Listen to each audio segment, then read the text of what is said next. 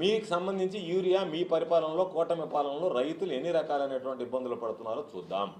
దానికి మీరు సిద్ధమా అంటే ఆ ఛాలెంజ్ని స్వీకరించేటువంటి దమ్ము ధైర్యం లేక, బయటికి వెళ్ళి క్షేత్రస్థాయిలో పరిశీలించేటువంటి పరిస్థితులు లేక, ఎక్కడ మిమ్మల్ని రైతులు ఎదిరిస్తారో, ఎక్కడ మిమ్మల్ని రైతులు ఎదుర్కొంటారో, ఎక్కడ మీ మీద రైతులు విరుచుకుపడతారనేటువంటి భయంతో ఏసీ రూముల్లో కూర్చొని పత్రికా విలేకరుల సమావేశం ఏర్పాటు చేసుకుని వెళ్ళడం కాదు అచ్చెన్నాయుడు గారు.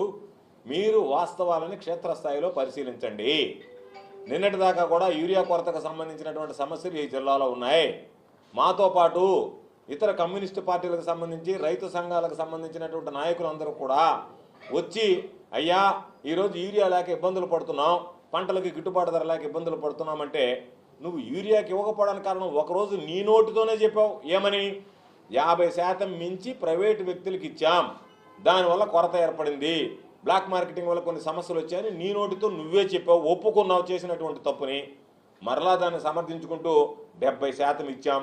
దాని ద్వారా ఈరోజు ఆ 70%కి సంబంధించి 70% ప్రభుత్వ ఆధీనంలో ఉన్నటువంటి మార్కెట్ ద్వారా ఇచ్చాం, మిగతా 30% మాత్రం వాళ్ళకి ఇచ్చామని 1-2 రోజుల్లోనే మాట మార్చావు. ఒకరోజు ఒక మాట చెప్పావు, మళ్ళీ 4 మాట పెట్టి ఇంకొక మాట మార్చావు.